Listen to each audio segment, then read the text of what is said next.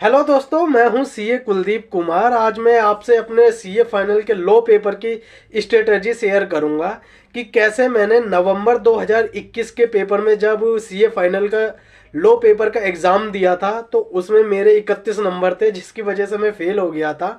फिर उसके अगले अटैम्प्ट मतलब मई 2022 के में जब मैंने पेपर दिया था तो उसमें मेरे 61 नंबर थे। इसका मतलब एग्जाम्शन आई मेरी और मैं मई 2022 के पेपर देने के बाद ही सीए बना हूँ। तो हालांकि 61 ज़्यादा नंबर नहीं होते, पर मेरे जैसे एवरेज स्टूडेंट के लिए ये बहुत ज़्यादा नंबर थे, क्योंकि इससे पिछले अटेम्प्ट में मेरे इसके आधे नंबर मतलब 31 नंबर थे और फिर नेक्स्ट अटेम्प्ट में 61 हो गए। तो मैं वही रणनीति आपसे शेयर करूंगा कि कैसे मैंने 30 नंबर का ये जो गैप था उसे फुलफिल किया बिना किसी एक्स्ट्रा एफर्ट के। हाँ जी, एक्स्ट्रा एफर्ट का मतलब ये था कि मैं पहले भी पढ़ के जाता था, इस बार भी पढ़ के ही गया था। मैंने पहले भी RTP MTP past question paper with amendment के साथ किए थे, इस बार भी किया। एमसीक्यूज की केस स्टडी और जो बुकलेट थी इंस्टीट्यूट की वो सॉल्व करके गया था नवंबर 2021 में भी, तब भी मेरे 31 नंबर आए थे।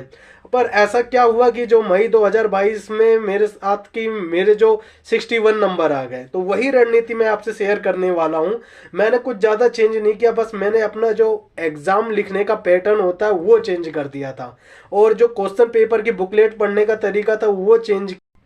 ये जो क्वेश्चन पेपर है वो भी पढ़ना अपने आप में एक कला है। तो ये सारी चीज़ें मैं आपसे डिस्कस करूंगा कि मैंने कैसे किया, अपनी आंसर राइटिंग कैसे चेंज करी मैंने, और जो क्वेश्चन पेपर था उसे कैसे रीड किया।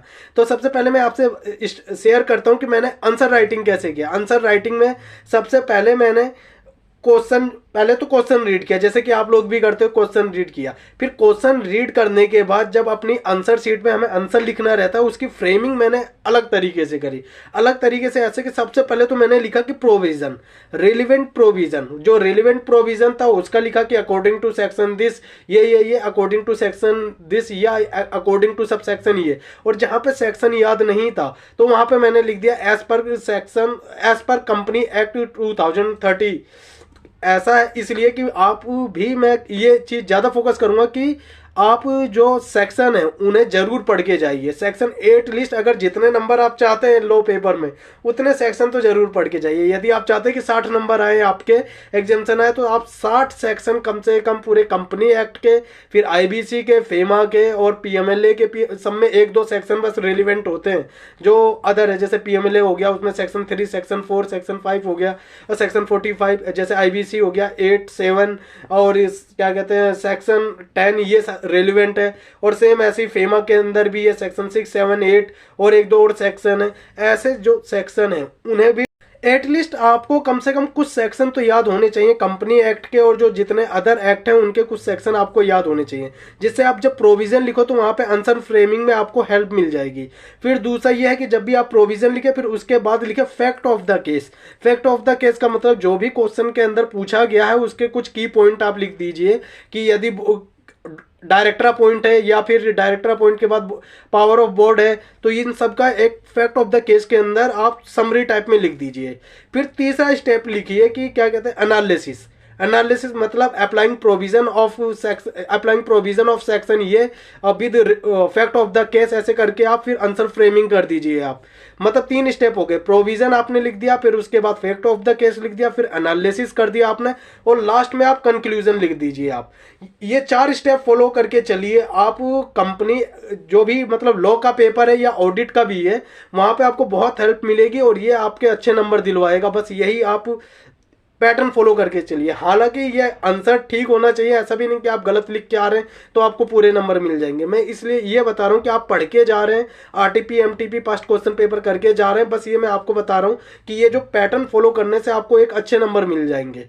फिर दूसरा ये है कि जो बुकलेट पढ़ी जाती है क्वेश्चन पेपर की, आप, ये मेरा मानना है कि कभी भी स्टार्टिंग से मत पढ़िए, लास्ट साइड से पढ़िए। आप लास्ट से अटेम्प्ट करिए क्वेश्चन पेपर, उसमें आपको ज़्यादा हेल्प मिल जाएगी। मैं ऐसा इसलिए कह रहा हूँ कि जब भी क्वेश्चन पेपर आपको मिले खासकर थियोटिकल सब्जेक्ट का, तो आप लास्ट से, जैसे कि इसमें क्वेश्चन नंबर 6 से आप पढ़िए, क्वेश्चन नंबर 6, 5, 4, 3, 2 करके ऐसे करके चलिएगा आपका। तो बेनिफिट ये रहेगा अगर 6 आपको ऐसा लगता है कि ज़्यादा टफ आया है क्वेश्चन तो उसे आप बाद में छोड़ के क्वेश्चन 5 पढ़िए। फिर क्वेश्चन 5 पढ़ने के बाद यकीन मानिए कि जो लास्ट के क्वेश्चन होते हैं वो ईजी आते हैं, जो स्टार्टिंग के क्वेश्चन होते हैं। अगर आप स्टार्टिंग से करके चलते हो और टफ आ जाता है तो मोरल जो हमारा होता है वहीं वहीं पे डाउन हो जाता है, जितना कॉन्फिडेंस होता है कि ऐसा लगता है कि अब कुछ बचा ही नहीं हमारे अंदर। पर अगर आप लास्ट से करके चलते हैं और एक दो क्वेश्चन आपका ठीक हो जाता है, ऐसा लगता है कि बहुत ईजी था, तो इतना कॉन्फिडेंस बढ़ जाता है कि आप टफ से टफ क्वेश्चन करने मतलब अटेंड तो कर ही सकते हो उस चीज का।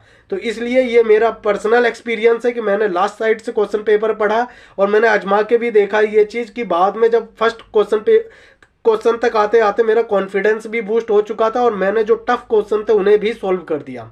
तो ये है कि लास्ट से पढ़िए। फिर दूसरा चीज ये है कि जो एमसीक्यू मिलती हैं, एमसीक्यू या तो आप स्टार्टिंग में कर दीजिए आप, तो उसका बेनिफिट ये रहेगा कि जब आप क्वेश्चन रिटर्न क्वेश्चन कर रहे होंगे तो आपका ये रहेगा कि मेरे 30 नंबर के पेपर सोल्व हो गया है। या फिर आप उसे बीच में कीजिए कि मतलब 3-4 2-3 आपने इजी इजी क्वेश्चन कर लिए, तो आपका ये है कॉन्फिडेंस कि मेरे हो गए वहां पे 30-40 नंबर।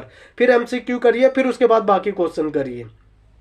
बहुत फायदा करेगा आपका, बहुत फायदा करेगा आपको ये। एक बार आजमा के देखिए, आजमा के मतलब जब भी आप अब ये अटेम्प्ट के पेपर देंगे उसमें आप ऐसे करके देखिएगा, आपको लगेगा कि यदि आपने पिछली बार भी क्वेश्चन एग्जाम दिया है तो इस बार के जो एग्जाम दिया आपको कहीं ना कहीं ऐसा बेनिफिट मिलेगा उसका।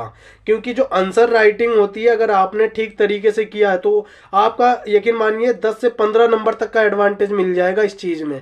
यदि आपके 40 नंबर आ रहे हैं तो 55 नंबर तक आ जाएंगे इसमें। अब मेरे 31 नंबर आए थे, मैंने इस हिसाब से पढ़ाई भी करी थी और सारी चीजें, प्रेजेंटेशन इस बार नई तरीके से किया और नई चीजें मतलब कि क्वेश्चन पेपर भी नए तरीके से पढ़ा। तो मुझे उम्मीद थी कि चलो 31 नंबर से ज्यादा 40 आ जाएंगे, 45 या फिर ज्यादा ज्यादा 50 नंबर आ जाएंगे।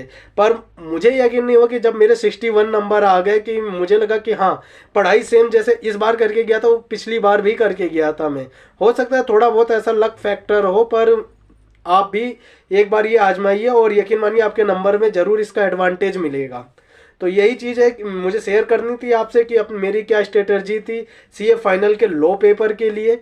आप भी करिए, पास्ट क्वेश्चन पेपर जरूर पढ़िए, एमटीपी आरटीपी और जितने भी क्या कहते हैं बुकलेट है इसकी केस स्टडी है ये भी करके चलिए, अमेंडमेंट पढ़ के जाइए। और मैं उम्मीद करता हूँ कि आप जल्दी से सीए बने और आप लोगों को शुभकामनाएं इस चीज़ की, जल्दी से आप सीए बने। Thank you.